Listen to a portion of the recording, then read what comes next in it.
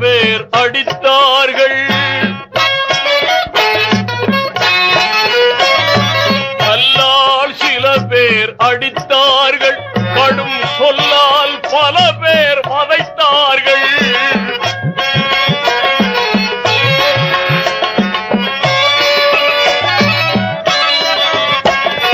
கல்லால் சில பேர் அடித்தார்கள்.